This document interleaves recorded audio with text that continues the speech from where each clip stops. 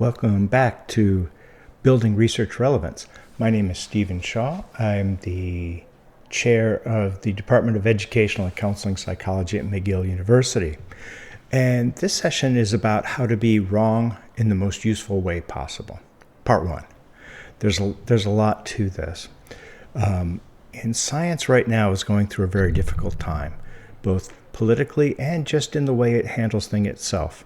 A lot of that is what's really inspired me to begin to think about how we're going to make research something that's more relevant to lives. But let's get down to what it really means. And we're going to talk a little bit about science today and one definition of it, because science is a process. It is a means to an end. It is rather than a set of static facts. I get a little tired of hearing that someone say that science says X. Science doesn't say anything. It's a process. It's moving closer to truth. It is never achieving it. The facts, the measurement, reality, all change. If we do social sciences, the context changes. So what are we really talking about? And in the small picture, and I understand there's a lot of exceptions to this and a lot of different definitions, but science is about using evidence to keep from fooling yourself. And you're the easiest person to fool. This is where we are right now. We have ideas, we have priors, we have prejudices. That's all there. Science is about where can we find to disprove ourselves, to find out, is this idea that I have, does it make any sense at all? As a scientist, I always find that, I prefer to say scholar rather than scientist. But as a scholar, I like to say I have hundreds of ideas, and 99% of them are just wrong. But my job is to go out and collect the data to prove that I'm wrong. And if I'm not wrong, how can I get closer to a truth? But people don't think of it that way. People will fight to the death to suppress evidence that they're wrong, that their priors are wrong, that their prejudices are wrong, that their biases are wrong. They will do anything to keep that from being challenged. And so it's not surprising that with the political situation in the U.S. and elsewhere around the world, that political autocrats who entirely depend on fooling people are completely anti-science. So it's not an accident that they're trying to shut down science in the U.S. It's just the U.S. has always been quite open about using science in a democratic process. A strong country requires science to constantly improve, to keep us from fooling ourselves, to be really accurate. But in fact, an autocratic nation necessarily needs to suppress science. And so this is where we are there. But a bigger problem than that, yes, that's autocrats, and they're going to do their thing, and hopefully we can get them out of power, not because we're right, but because we're more powerful. But the problem I have is not so much the politics of it, but that we're seeing consumers of science in psychology and education. It's clinicians, teachers, other types of people who apply psychological and educational research to practice. They reject scientific evidence to maintain what they've always done. Most people don't really change in their fundamental beliefs and their processes from the way they were originally trained. This is the way they were trained when they were 21 years old. Now that they're 60 years old, they're doing the exact same thing. They ignore evidence to suggest that things need to change. To a large degree, this is a de-implementation problem. We talk a lot about implementation science and how hard it is to put stuff in place, but it's even harder to stop using what's not effective. I wrote it was an introduction to a special issue. It wasn't even an original piece or anything, but I wrote the story of Ignaz Semmelweis, who was famous for telling physicians that they should wash their hands between doing an autopsy and assisting with a birth. That's why so many people who were giving birth that were assisted by physicians, why the babies died all the time and the mothers died all the time, whereas midwives did not have this problem. Well, it's because the physicians were taking germs from autopsies and putting it right into newborn babies. And Semmelweis came up with what seems pretty innocuous now, the idea that maybe we should wash our hands in between, and disinfect. Kind of prior to germ theory. I think it was prior to germ theory. But he was rejected completely because the gentlemen who were physicians, they didn't believe gentlemen could pass on germs. And they've always done it this way. So no matter what evidence he had, and Semmelweis did collect really strong evidence that they were killing babies and mothers because they didn't wash their hands. But he was roundly rejected. And, I kind of think Semmelweis is sort of a jerk and maybe could have had some better skills. But the fact is, obviously, he was right. But it took some 30 to 40 years before this became a common practice at this time of washing hands after autopsies.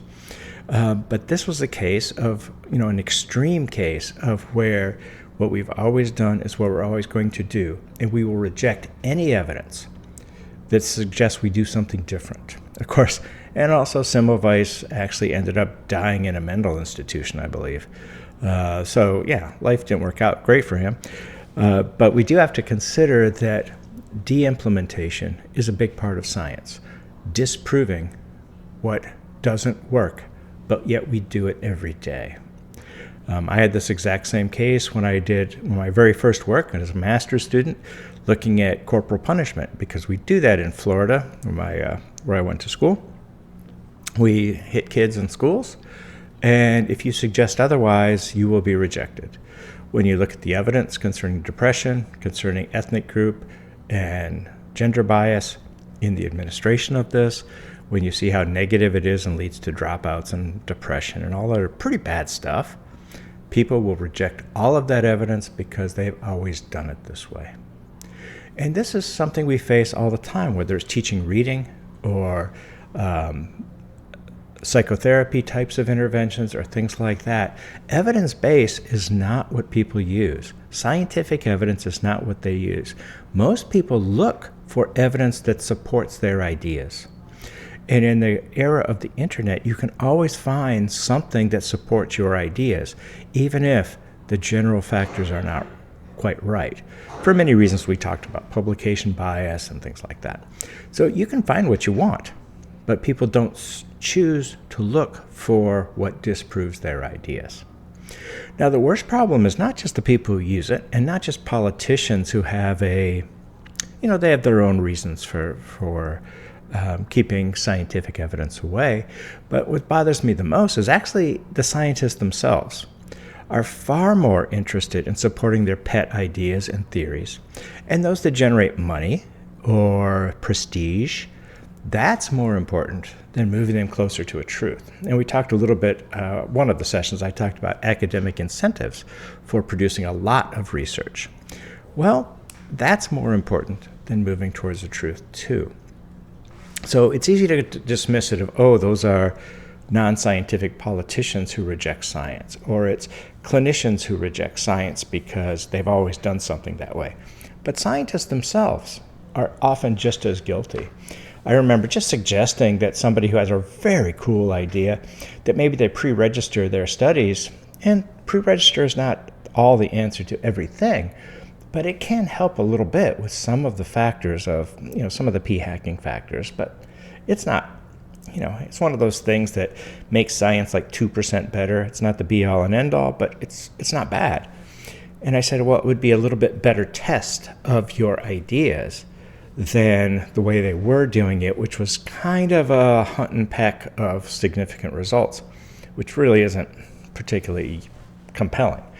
But the answer I got when I recommended that they do a registered report was that if their ideas are disproved, then they don't have a career. And I thought, wow, that's interesting. And it's one way to use a scientific process. It's not really satisfactory for me. Maybe for others, and I get it, there's different philosophies of science, but that's not really helpful. The other thing I hear a lot about, and I think go back to the politicians, their thing is that publicly funded science really has no access, and we should privatize science. We're seeing a lot of scientists being chased out of universities and research centers and working for the private sector. Well, private sector has significant problems too. All the efforts there would be to maximize short-term financial gain rather than find evidence that's closer to reality. So there'll certainly be far less development of theory, development of things that may not have immediate, obvious financial gain. Those won't be done. And as we know that because most companies now have this fiduciary responsibility to have a short-term return for shareholders, they're not going to do anything that might result in gains financially in 10 to 15 years. They only think quarter to quarter. And the result here is that short-term gains are the only science that's going to have happen. And, truth is that when you look at these, they may be producing things, and there is a place for privatized science. However, if our job is to get closer to truth and engage in that process, that's really just not going to happen. It's going to be more about profit generation or evaluation and avoidance of risk. So those are valuable. So although I see many purposes for the science, if we want to make research as relevant as possible, what we really need to do is to avoid fooling ourselves. Because right now there's a lot of fools out there, and I'm certainly one of them. But I would much rather prove myself wrong and then continue on something that may not be the best.